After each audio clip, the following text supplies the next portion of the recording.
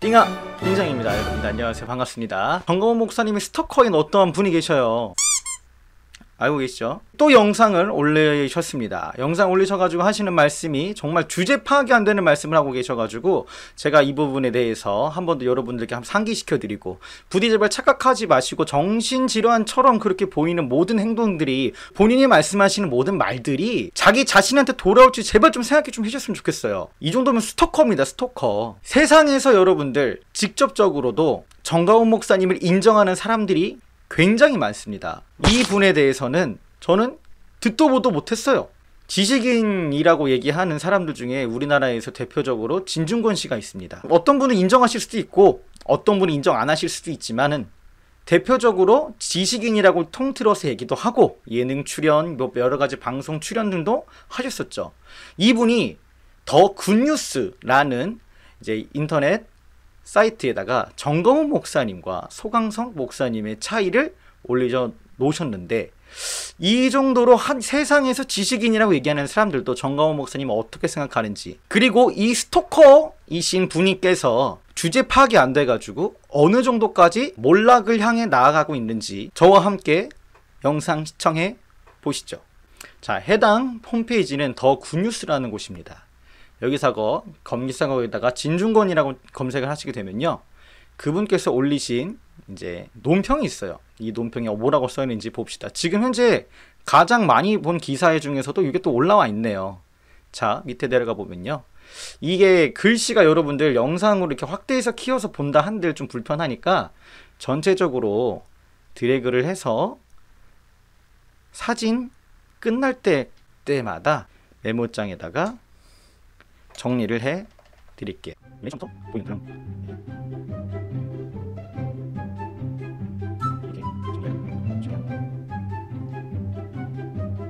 지금 거의 잠을 제대로 자지 못한 상태에서 애국 집회도 그러하고 바로 영상을 찍어 올리려고 하니까 솔직히 조금 뇌에 과부하가 옵니다. 이거를 읽고 광야에 외치는 자의 소리가 있어 가로되 너희는 주의 길을 예비하라. 그의 첩경을 평탄케 하라. 기록된 것과 같이 세례 요한이 이르러 광야에서 죄 사함을 받게 하는 회개의 세례를 전파하니 온 유대 지방과 예루살렘 사람이 다 나아가 자기 죄를 자복하고 요단강에서 그에게 세례를 받더라. 마가복음 1장 3절에서 5절 말씀 시작합니다. 정가원 목사는 지난해 2019년 10월 22일 청와대 분수대 앞에서 분수대 앞 집회에서 외쳤다. 대한민국은 누구 중심으로 돌아가는 것이냐? 정가원 목사 중심으로 돌아가게 돼 있어. 기분 나빠도 할 수 없어. 나는 하나님 보좌를 딱 잡고 살아. 하나님 까불면 나한테 죽어. 2020년 2월 8일 2월 8개 교단의 2단 사이비 대책위원장 협회가 한국교회에 드리는 글을 통해 정가원 목사가 애국운동을 빌미로 하여 여러 집회에서 발언한 내용이 한국교회와 성도들에게 신앙적으로 큰 피해를 주고 있다고 판단하여 우려를 금치 못한다고 밝힌 바 있다. 당시 8대 교단은 하나님 까불면 나한테 죽어 등의 발언 동기가 반성경적, 비신앙적, 비신학적이며 전 목사의 이런 언행으로 인해 한국교회의 신뢰도와 전도에 부정적 영향을 주고 있다며 한국교회의 목회자들과 성도들은 전 목사로부터 신앙적 나쁜 영향을 받지 않도록 주의하길 바란다고 밝힌 바가 있다. 2020년 9월 2일 오전 성북구 서울 성북구 사랑제일교회 앞에서 코로나19 치료를 받고 퇴원한 정가원 목사가 변호인단 8.15 집회 비대위인 관계자들과 함께 기자회견을 했다. 문재인 대통령은 1948년 8월 15일 건국을 인정할 수 없다고 했다. 또한 신영복 어떤 사람인지 아시죠? 육군사관학교 교관으로 근무하던 1968년 북한 노동당의 지령과 자금을 받아 움직였던 반체제 지하 조직에 있는 그 신영복 아시죠? 이 인간 신영복에 대해서 가장 존경하는 사상가라고 말하기도 했다. 누가? 문재인이. 이 두 건 관련해 국민에게 사과하면 광화문 집회를 그만두겠다. 사과 안 할 거면 대통령을 그만둬라. 국가와 헌법 정신을 부정하면서 헌법을 부정하면서 대통령을 할 수 있겠냐? 재개발을 선동해 사랑제일교회 진입을 시도하며 이제 다 모두 알고 있는 우한 폐렴 사건을 통해 우리에게 뒤집어 씌워 사개극을 펼치려 했으나 국민들의 현명한 판단으로 실패했다. 바이러스를 가지고 범죄 행위를 감추지 마라. 독일 히틀러가 선동할 때 온 국민이 넘어갔었다. 언론도 넘어가고 성직자도 99% 넘어갔었다. 본 회퍼 한 사람이 반대하다 순교를 당했다. 머지않아 독일 국민들은 히틀러에게 속았다는 것을 알았다. 난 정치가도 아니고 사회운동가도 아니다. 선지자 중 한 사람이다. 선지자는 국민이 좋아하든 안 좋아하든 하나님과 역사와 진리 앞에 잘못된 것을 책망한다. 한 달 동안 지켜보다가 한 달 뒤에부터 목숨을 그야말로 던지겠다. 순교할 각오가 돼 있다. 세례요한처럼 문재인의 불공정 불의 지적에 목숨을 걸고 비판한 정광훈 목사의 발언 가운데 하나님 까불면 나한테 죽어 라는 외침의 의미는 이렇다고 생각한다 하고 이제 이 진중권 씨가 얘기하는 내용입니다. 하나님한테 까불면 나한테 죽어 라고 이렇게 생각을 했는데요. 근데 이 부분은 아시죠? 틀린 부분이에요. 이 부분에 대해서는요, 여러분들 성령 세례를 받고 신앙생활을 하며 개인적인 기도로서 주님께 기도의 재단을 쌓고 기도생활 하는 사람들이라면은 성령 세례를 받은 사람들이면 전부 다 공감할 수 있는 부분이에요. 하지만 이 정도로 하나님이랑 친하다라고 여러분들 누가 이런 고백을 할 수 있고 누가 이런 사람들 앞에서 공표할 수 있겠어요? 정광훈 목사님과 가능한 거예요. 자, 기도생활 하시다가 문제가 있어요. 막혀요. 힘들어요. 그러면서 개인적으로 누굴 찾아요? 우리는 하나님을 찾죠. 성령 세례를 받아서 방언으로 기도하고 주님께 기도하다가 응답이 없어. 해결도 안 돼. 문제는 더욱더 커 보이고 더욱더 산으로 높아 보여. 그럴 때 여러분들 하나님한테 이제 탄식하면서 뭐라고 기도합니까? 저는 이렇게 기도까지 해봤어요. 주님, 이럴 거면 나 왜 살리셨어요? 내가 저 아파트 13층에서 떨어지려고 할 때 이럴 거면 나 왜 살리셨어요? 이럴 거 그냥 죽이시지. 이럴 거면 나를 왜 살려가지고 이렇게 힘들게 하고 이렇게 고난스럽게 만드십니까? 이럴 거면 왜 살려요? 하나님께서 살리시고 하나님께서 마음대로 하신다고 주님께서 쓰신다고 했잖아요. 근데 나타나는 게 왜 이 모양이에요? 내 문제는 왜 이렇게 커 보여요? 주님 정말 살아 계세요? 하나님 진짜 살아 계시냐고요? 라고까지 기도해 봤어요.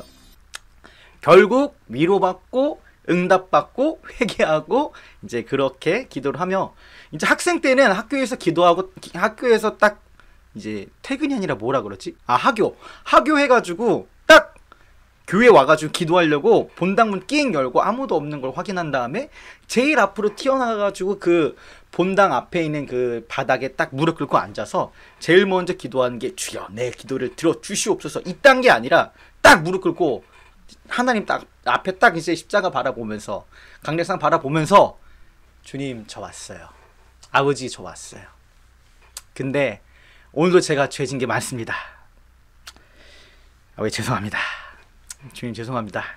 근데 아시잖아요 연약한 거. 주님 정말 죄송합니다. 예수님 피 의지하면서 기도하고 혹시나 나 때문에 상처받는 사람이 있다고 하면 제가 다 가서 용서를 구하고 회개할게요. 하나님 그러니까 나 깨닫게 해주세요. 주님 잘못했어요. 이렇게 기도를 시작했단 말이에요.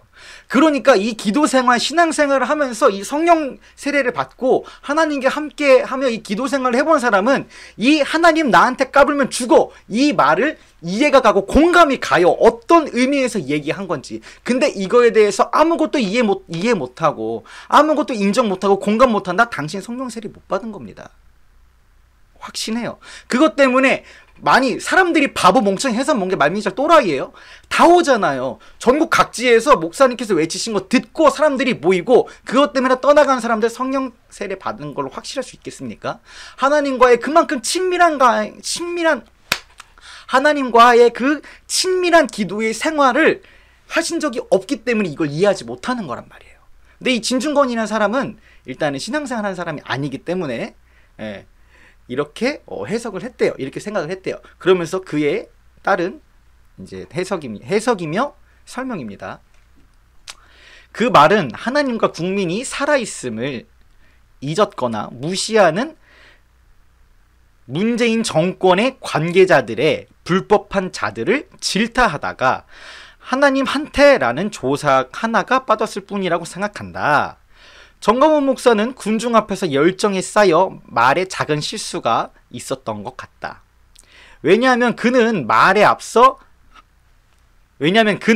그 말에 앞서 한 말처럼 하나님 보좌를 딱 잡고 살면서 하나님을 믿고 전파하는 주의 종이기 때문이다.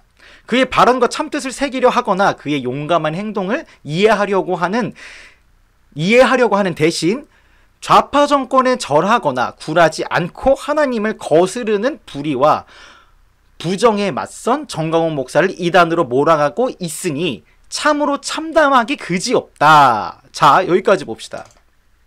이 말이 정말 가슴이 아픈 부분이에요. 그의 발언에 참뜻을 새기려 하거나 그의 용감한 행동을 이해하려고 하는 대신 좌파 정권에 절하거나 굴하지 않고 하나님을 거스르는 불의와 부정에 맞선 정강훈 목사는 이단으로 몰아가고 있으니 참으로 참담한 그지없다. 세상 사람이 보더라도 정강훈 목사님께서 하나님과의 관계에 대해서 인정을 하는 부분입니다. 그리고 이 사람이 얘기하는 게 뭐예요? 정강훈 목사님이 이단으로 몰아가고 있다고. 어떤 사람들을? 하나님 앞에서 그 용감한 행동을 이해하려고 하지 않고 그의 발언에 참뜻을 새기려 하지 않는 사람들. 그 정강훈 목사님 스토킹 하시는 분이 그 아저씨가 계속 몰고 가잖아요. 그래놓고 본인은 또 안 했다고 또 발 한 발자국 빼시는 거 보셨죠, 여러분들? 저번 영상에서. 쪽팔린 줄 알아야 돼요. 오히려 이 불의한 시대를 눈 감고 침묵하고 있는 비겁한 자들이요, 정강훈 목사처럼 나서서 불의의 잘못을 외치지 못하거나 진중권 교수처럼 글과 말로 문재인의 불의를 지적하지 못함을 부끄러워하고 회개해야 할 것이다. 저는 개인적으로 진중권 이분 별로 안 좋아합니다. 안 좋아해요. 예능에 나오면서 조금 부드러워진 모습을 보여주더라고요. 꽉 막힌 모습이 아니라. 그러니까 그 이후로 조금 좋게 볼 만한 사람이다 라고 생각은 했었습니다. 진보 논객인 진중권 전 동양대 교수가 최근 현 여권이 아시죠, 여러분들? 이 패스포트가 아니에요.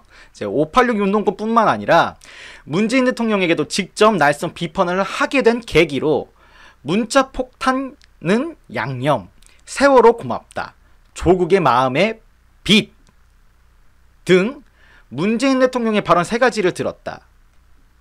2020년 9월 21일 불통의 비대면 총회로 출범한 자칭 제105회 세움 총회의 광대 서광석 총회장은 이 혼탁한 교계와 세상을 위해 맨돈으로 무엇을 세우는지 참담하다.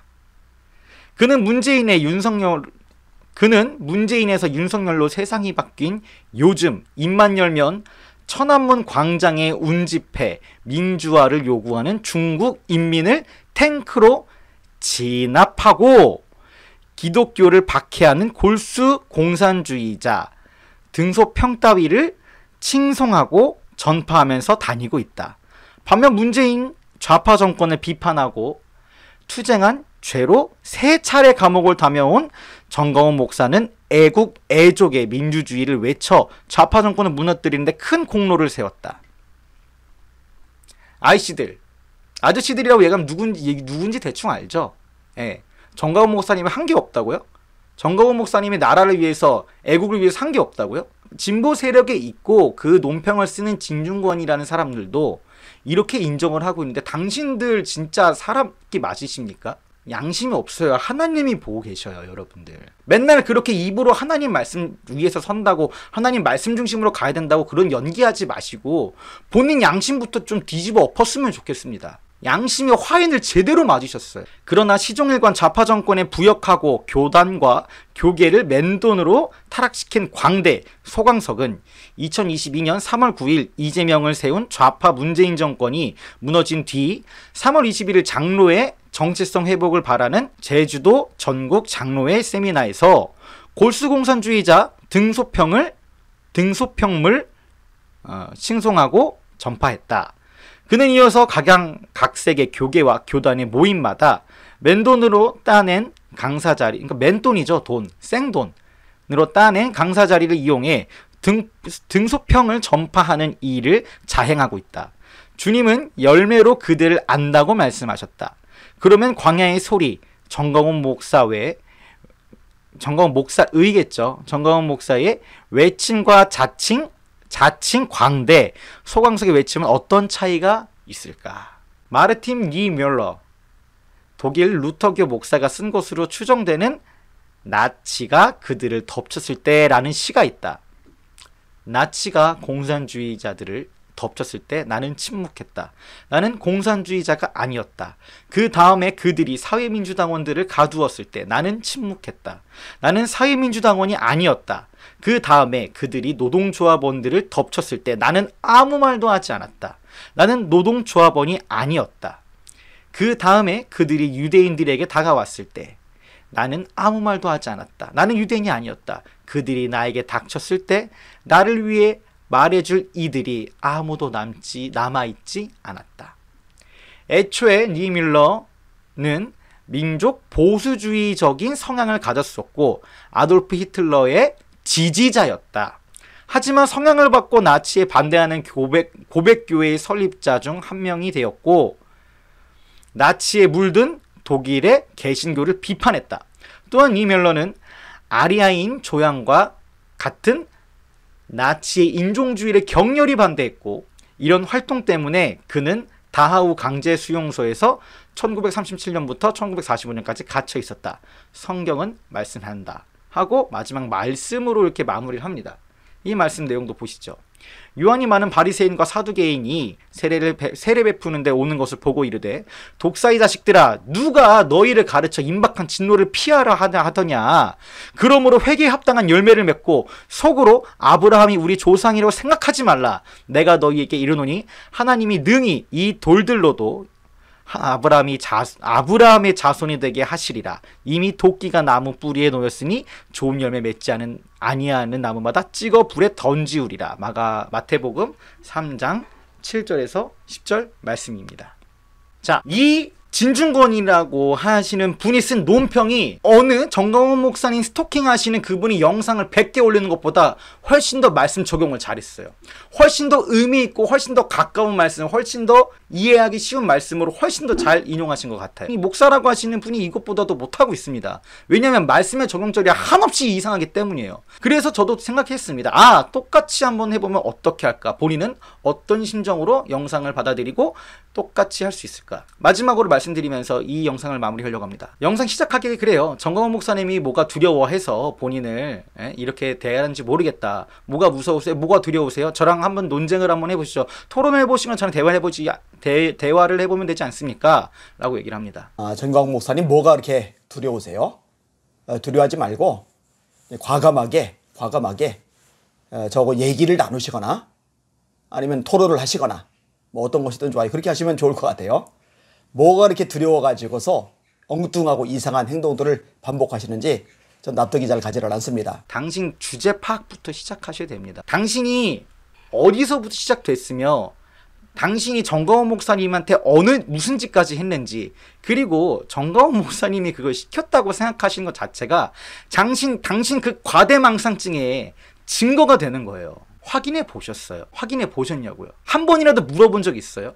없잖아. 이전과 같이 한 번도 제대로 확인해 본 적, 자기가 이해 안 가는 거 알려달라고 먼저 개인적으로 찾아와서 물어본 적 없었잖아요. 그래 놓고 뭘 그런 식으로 얘기를 하십니까? 창피한 줄 아세요? 쪽팔린 줄 아세요? 당신 주제 파악부터 하세요.